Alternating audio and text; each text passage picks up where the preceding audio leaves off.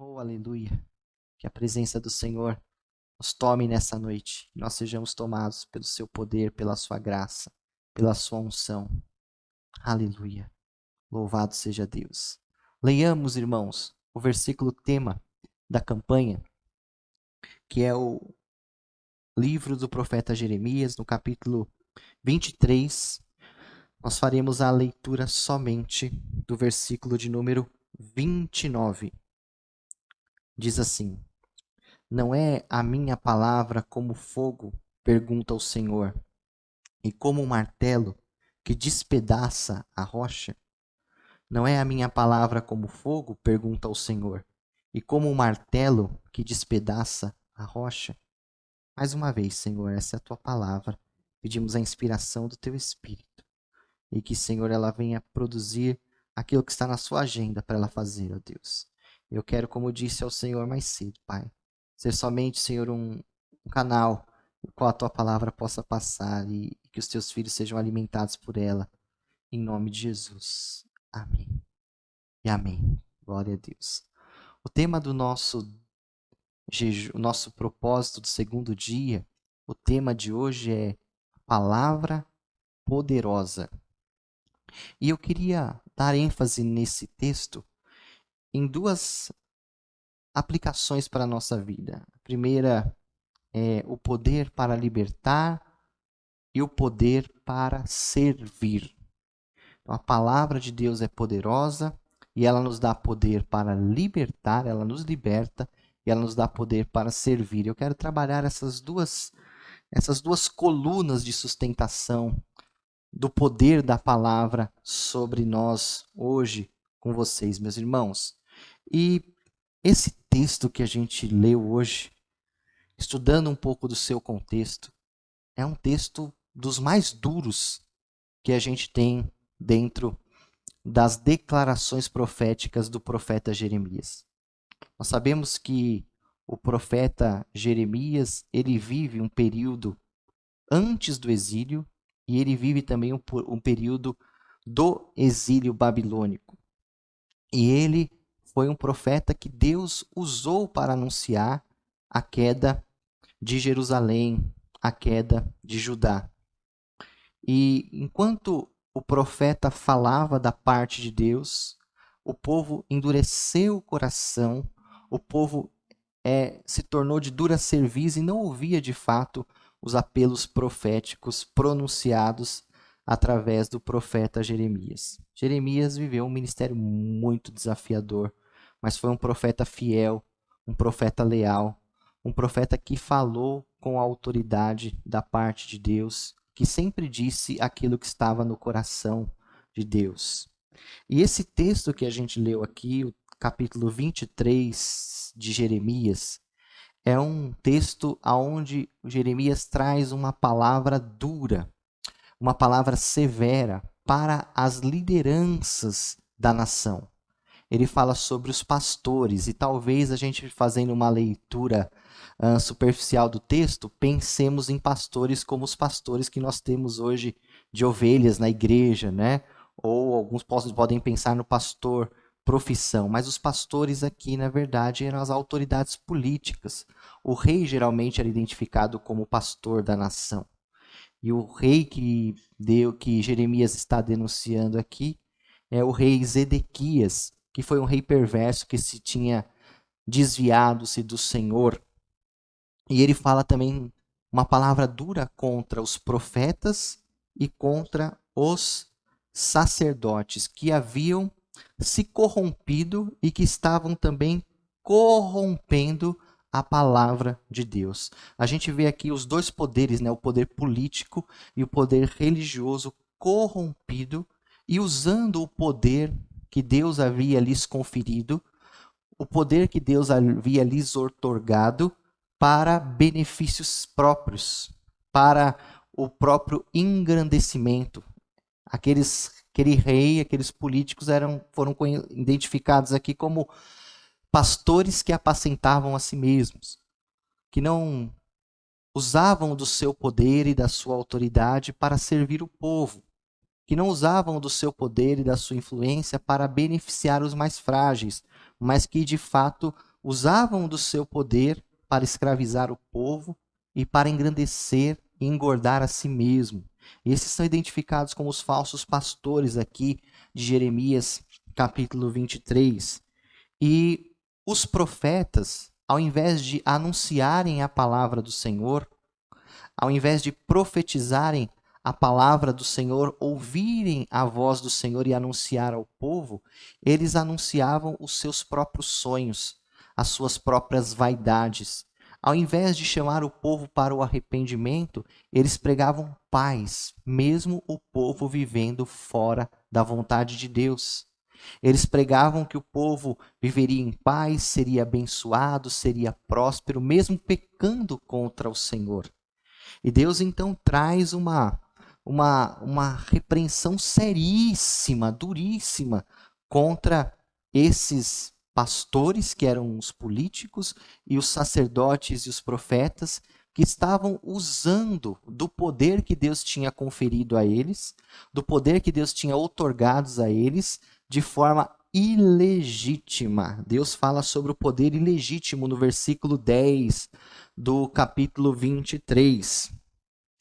E a gente vai ver que Deus ele sempre vai trazer aqui, né, um contraste entre o poder real da palavra de Deus e a falsificação da palavra de Deus.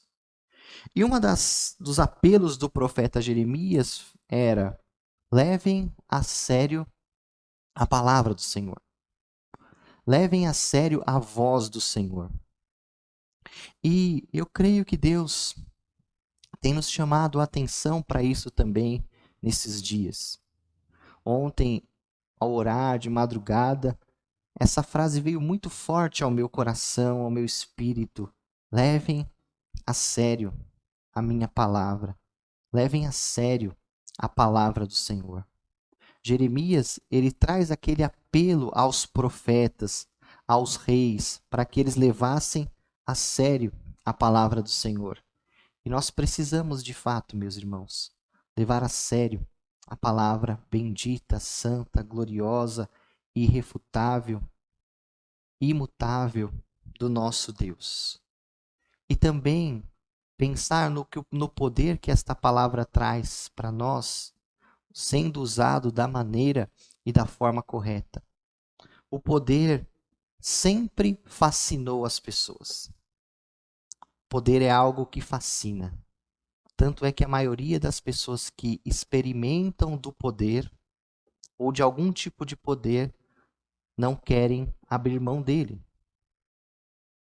Veja os políticos que experimentam do poder e entra mandato, sai mandato, eles não querem abrir mão do poder, não querem largar o osso. O poder é algo que sempre fascinou o ser humano. O poder é algo que fascina as pessoas. E geralmente as pessoas buscam o poder para dois propósitos. O primeiro propósito é para se sobressair sobre os outros. Então as pessoas querem ser poderosas, seja financeiramente, seja intelectualmente, seja socialmente, politicamente e até, pasmem, espiritualmente, para que possam se sobressair sobre os outros. Possam ser vistos como melhor do que o outro. Porque o poder traz esse destaque, né? Enaltece a pessoa que o tem, que o recebe. Então muitas pessoas vão em busca do poder para que possam então se sobressair, para que possam estar em evidência, para que possam ser aplaudidos, para que possam ser reconhecidos. E uma outra questão pela qual as pessoas buscam o poder é para controlar. Então o poder sempre traz essa ideia de se sobressair, de me impor sobre aquele que eu tenho poder. Então a busca por poder também é uma busca para controlar as pessoas, para controlar as situações, para controlar a minha vida, para controlar o meu futuro, para controlar o meu dia a dia. Eu quero ter poder para que eu possa ter controle. Controle sobre tudo e controle sobre todos. É por isso que uma criança, ela chora quando ela está com fome ou quando ela é contrariada. Ela chora. Ela chora porque ela quer impor sobre o outro a sua vontade. Porque ela não aceita ser contrariada naquilo que ela quer. Então ela chora, ela grita. Então ela usa o poder que ela tem, e o poder que ela tem é o choro, para que ela possa impor a vontade dela. Então você vê que desde criança as pessoas já estão buscando impor sobre o outro a sua vontade, usando o poder que tem. É por isso que no Brasil se popularizou tanto os programas sociais. Não que as pessoas que o fizessem ou o fizeram estavam motivadas simplesmente em beneficiar aqueles que são assistidos por esses programas. Embora talvez secundariamente essa talvez também tenha sido a intenção. Mas a intenção primária é exercer poder sobre aquele que eu assisto. É exercer domínio, é exercer influência, é exercer o controle. Então eu assisto com o poder que eu tenho de dar, com o poder que eu tenho de oferecer, eu exerço controle. É por isso que muitas igrejas, elas são carregadas de dogmas, cheias de regras. Não posso fazer isso, você não pode fazer aquilo, você não pode fazer aquilo outro, você não pode ir ali, você não pode ir ali, você não pode fazer isso, não pode conversar com fulano, não pode conversar com fulana. Por quê? Porque como a igreja tem uma esfera de poder sobre a vida das pessoas, ela cria então várias regras, vários dogmas, várias normas para que possa então exercer controle sobre a vida das pessoas. Tem muitas seitas que ela tem um controle tal sobre a vida das pessoas que a pessoa ela não pode, se encontrar com um familiar se tal não for da mesma seita que ela. Tem uma seita, não é uma seita, mas é uma doutrina sectária do cristianismo, né? É uma doutrina herética que diz assim, olha, Deus não vai falar com você. Para Deus falar com você, primeiro ele vai falar com a sua autoridade espiritual. Ele vai falar primeiro com o seu líder. Ele vai falar primeiro com o seu discipulador. Ele vai falar primeiro com o seu líder de célula, para depois falar com você. E o que é isso, meus irmãos? É as pessoas se valendo do poder religioso para ter o controle, para ter o domínio, para controlar a vida das pessoas. E esses profetas e esses pastores, que eram os políticos, eles usavam do poder que Deus tinha outorgado para eles, não para servir, não para abençoar, não para legitimar, não para libertar, mas para escravizar, para controlar, para oprimir. E o Senhor Jesus, que é a palavra de Deus, Jesus é a palavra de Deus, ele sempre foi na contramão disso. O poder da palavra de Deus na boca de Jesus, na vida de Jesus e no ministério de Jesus, nunca foi para se sobressair ou para escravizar, para oprimir ou para ter controle. Todo o poder que Jesus tem e todo o poder que Jesus exerce, sendo a palavra de Deus, foi sempre para libertar e para servir, para abençoar. O Senhor Jesus nunca usou o poder da sua palavra para nos amarrar e para nos prender. E quando o seu poder era um obstáculo para que ele se achegasse a nós, o apóstolo Paulo diz que em Filipenses ele fez o quê? Ele se esvazia da sua glória. Ele se esvazia do fato de ser igual a Deus. Ele não tem isso por usurpação. Ele não tem isso como um poder que faz com que ele se sobressaia ou que ele se imponha. E veja, tome nota, ele teria poder de se impor sobre cada um de nós.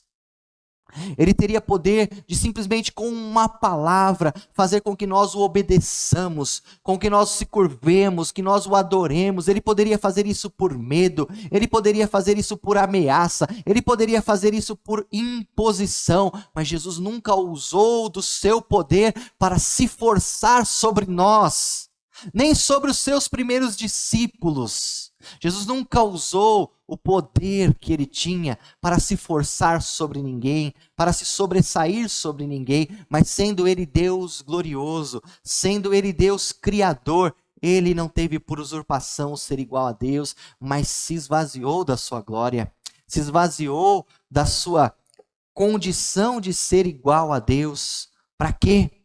Para que o seu poder pudesse nos servir. Para que o seu poder pudesse nos libertar. Para que o seu poder pudesse tirar as amarras das nossas vidas. Em Mateus 20, no versículo 28, Jesus disse assim: o Filho do Homem não veio para ser servido, mas para servir e para dar a sua vida em resgate de muitos. Veja, ele que é a palavra de Deus, ele que é o Todo-Poderoso, ele não veio para ser servido, ele não veio para exercer controle, ele não veio para acorrentar as pessoas, mas ele veio para servir. Olha aqui para mim. A única forma correta de usar o poder é para servir. Todo o poder que Deus nos dá, todo o poder que Deus coloca nas nossas mãos, deve ser usado para servir a Deus e para servir as pessoas. Todo o poder que Deus traz para nós deve ser usado para servir a Deus e para colocar as pessoas em liberdade e não escravizá-las. Eu conheço o exemplo de São Francisco de Assis.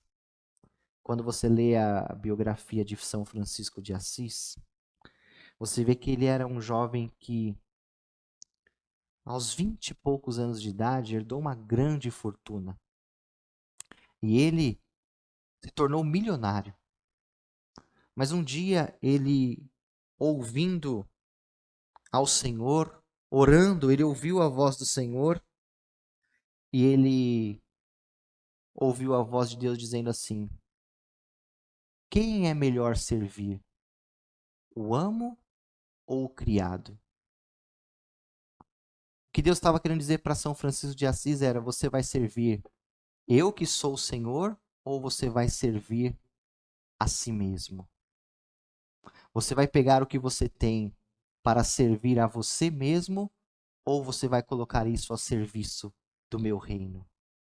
São Francisco de Assis, ele pegou todo o recurso que ele tinha, toda a herança que ele tinha, todo o poder que aquele dinheiro lhe dava e colocou a serviço daqueles que precisavam.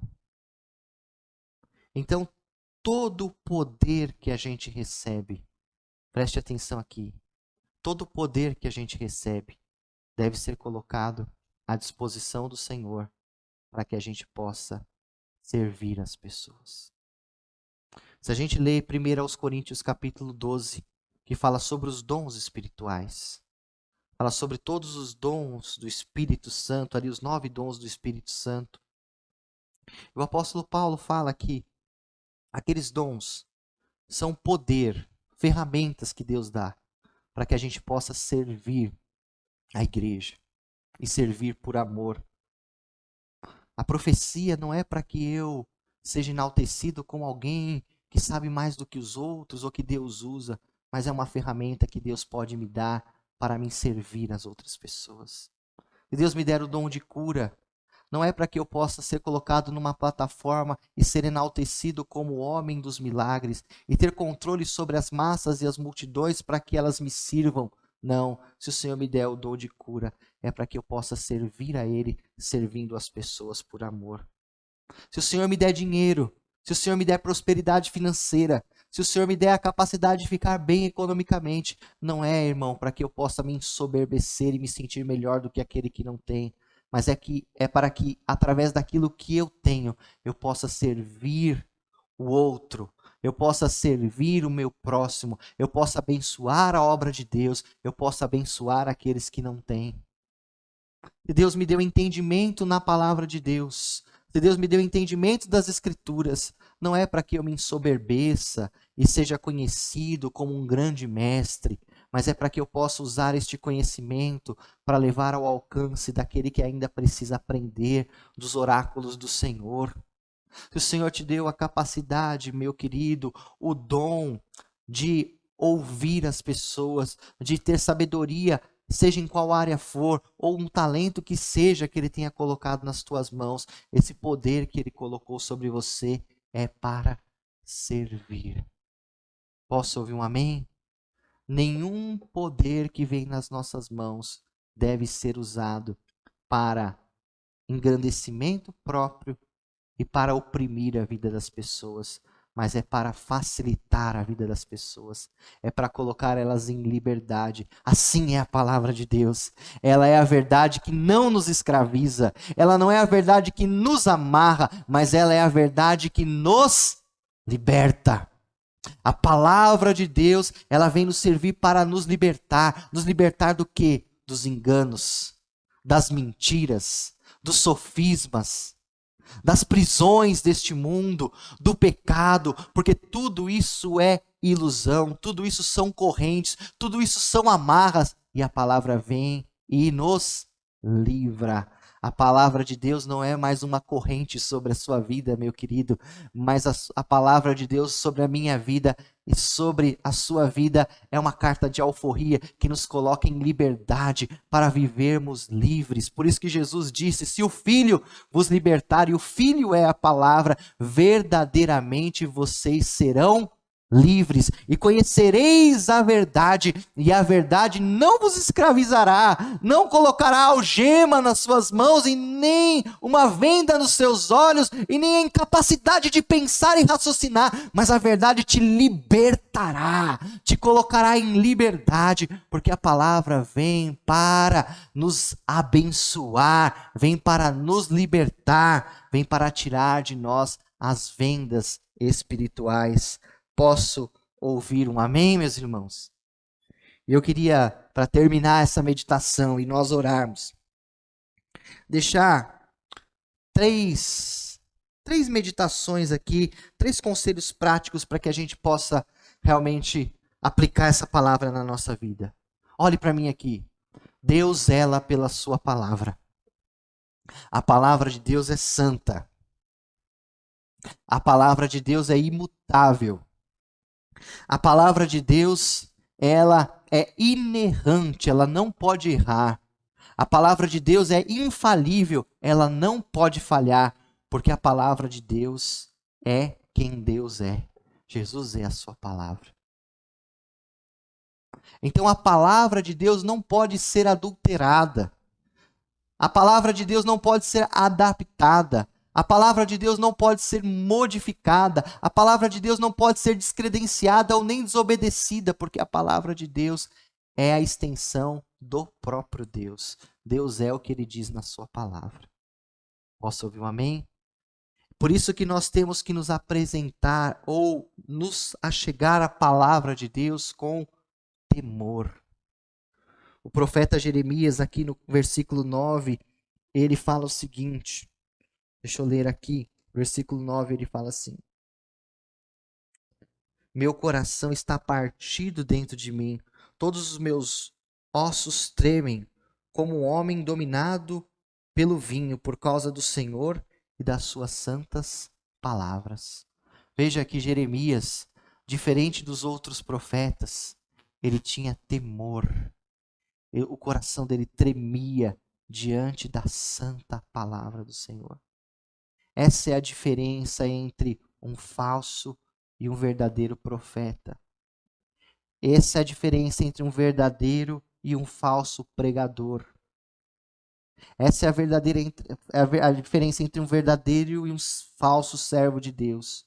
Porque o verdadeiro servo de Deus, o verdadeiro profeta, o verdadeiro pregador, ele treme diante da palavra do Senhor. Ele tem temor da palavra do Senhor. Um dia desses me falaram, pastor, é muito importante pregar com o coração. E eu disse, sim, a gente precisa pregar com o coração. E a gente precisa pregar do coração. Mas mais importante do que pregar do coração e com o coração, é pregar com fidelidade. É falar a palavra de Deus com fidelidade. É entender que quando nós falamos da palavra de Deus, nós não somos o autor da mensagem, simplesmente somos o transmissor e devemos fazer isso com o coração, sim, mas acima de tudo com fidelidade, porque do meu coração eu posso falar sonhos, projetos, invenções que vêm da minha alma, como os falsos profetas falavam. Ah, eu tive um sonho, eu tive uma revelação e tudo era do coração. Mas Jeremias falava a palavra de Deus com fidelidade. Precisamos ter temor da palavra de Deus. Olhe para mim aqui, meu irmão. Não brinque com a palavra do Senhor. Não brinque com a palavra do Senhor. Levemos a palavra do Senhor a sério. Nunca houve um avivamento na história. E nunca haverá um avivamento real na história sem que a gente tenha temor e dedicação à palavra do Senhor. Além de temor pela palavra do Senhor, nós temos que amar a palavra do Senhor. Amar a palavra do Senhor. Quem já leu o Salmo 119? O Salmo 119 é uma linda poesia de declaração, de amor à palavra do Senhor. Davi escreveu esse salmo e ele usa todas as letras do alfabeto hebraico para exaltar, glorificar e fazer uma poesia de amor à palavra do Senhor. E Davi amava a palavra do Senhor. Nós precisamos amar a palavra do Senhor. As crianças, os adolescentes, os jovens, os irmãos, as irmãs precisam voltar a amar a palavra do Senhor. Irmãos, a igreja tem 2021 anos de história. E ela chegou até aqui porque ela amou e preservou a palavra do Senhor. Segundo, a gente vê nesse texto que a gente leu, que a palavra, ela purifica, ela santifica, porque ela é a extensão do próprio Deus e Deus é santo. Por isso o profeta fala, não é a minha palavra o fogo, ou como o martelo que esmiuça ou que despedaça a rocha, não é a minha palavra como fogo? Pergunta o Senhor. Ou como um martelo que despedaça a rocha? A palavra de Deus, irmãos, ela é forte e ela é poderosa. Mas não é um poder para nos escravizar. Não é um poder para nos dominar. Mas é um poder para nos libertar. A palavra de Deus, ela vai batendo no nosso coração. Ela vai martelando a nossa consciência. Ela vai martelando a alma. Como uma espada de dois gumes, ela vai cortando a nossa consciência. Ela vai tirando os sofismas. Ela vai tirando as mentiras. Ela vai libertando da escravidão. Então, ela é uma palavra poderosa. E eu tenho certeza que essa palavra está martelando no seu coração agora. Está martelando a sua alma. Está martelando, volta para Jesus. Volta para os caminhos do Senhor. O mundo é ilusão. Está martelando, perdoa. Libera perdão. Se arrepende. Está martelando, entregue-se ao Senhor. Essa palavra, ela martela a nossa consciência. Ela não nos dá sossego enquanto nós não abrimos o nosso coração. E ela é como o fogo que purifica.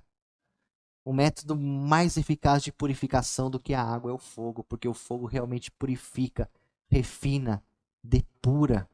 Oh, meus irmãos, coloque as suas intenções, coloque a sua vida, coloque aquilo que você tem para tomar como decisão sobre o fogo da palavra.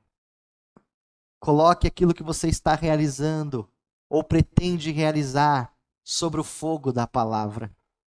Porque a palavra de Deus é poderosa para purificar as nossas intenções, para purificar os nossos caminhos, para purificar as nossas decisões. Aleluia! Não decida nada que esteja contra a palavra de Deus. Não aceite nada que esteja fora da palavra de Deus. Mas purifique as tuas decisões, as suas intenções, os seus olhares, as suas atividades, as suas rotinas pela palavra santa do Senhor. Em último lugar, meus irmãos, use a palavra e o poder que a palavra te dá. O poder que Deus coloca nas tuas mãos para servir. Se o poder que você tem não serve para libertar, não serve para servir, não serve para abençoar, isso é cativeiro na sua vida. Isso é escravidão. Abra mão desse poder. Poder só é bom. Poder só é benéfico quando ele pode ser usado para servir, libertar e abençoar. Nós clamamos a Deus que nós queremos poder. E antes mesmo do culto começar, eu estava clamando ao Senhor: Senhor, eu quero ver o teu poder neste jejum. Quero ver as tuas maravilhas. Quero ver os teus sinais. Quero ser ungido pelo Senhor. Quero ser tomado pelo teu Espírito Santo. Quero falar da tua parte. Quero agir, Senhor Deus, ó Pai, inspirado pelo Senhor. Para quê? Simplesmente para que eu possa servir ao Senhor de forma eficaz. E para que você possa ser abençoado. Para que essa pregação seja efetiva na sua vida. Para que ela traga transformação. Para que você, ao ouvir, não fique surdo e nem os seus olhos tapados para não ouvir e para não ver o que o Senhor está agindo. Eu quero poder, sim. E a igreja quer poder, sim. E nós clamamos por poder, mas não poder para nos engrandecer e para dominar as pessoas. Nós queremos poder para servir as pessoas, para servir o povo de Deus. Então, Senhor, eu peço que o Senhor revista Atos 29, que o Senhor revista os seus obreiros, que o Senhor revista os seus pastores, que o Senhor revista os seus membros de poder. Mas não poder, Senhor, para que a gente se sobressaia sobre ninguém, para que a gente seja melhor do que os outros, ou para que a gente tenha o controle. Não, poder para ver as pessoas livres, poder para ver as pessoas abençoadas, poder para que a gente possa levar o Senhor a vida de cada um. É esse poder que a gente quer, Senhor. O poder para servir. O poder que Pedro usou ali no templo, na porta do templo Formosa, dizendo: olha, eu não tenho prata, eu não tenho ouro, mas o poder que eu tenho, eu te dou.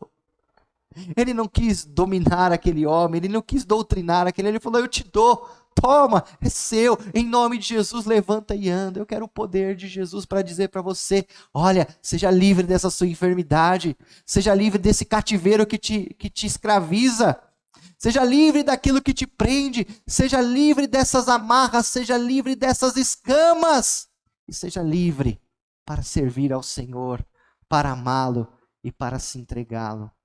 Oh, meus irmãos, tenhamos em nós o exemplo de Jesus, que é a palavra de Deus. E Ele é poderoso. Poderoso para nos libertar. Poderoso para usar todo o seu poder para nos servir. Glória ao Cordeiro de Deus. Glórias a Jesus Cristo. Aleluia.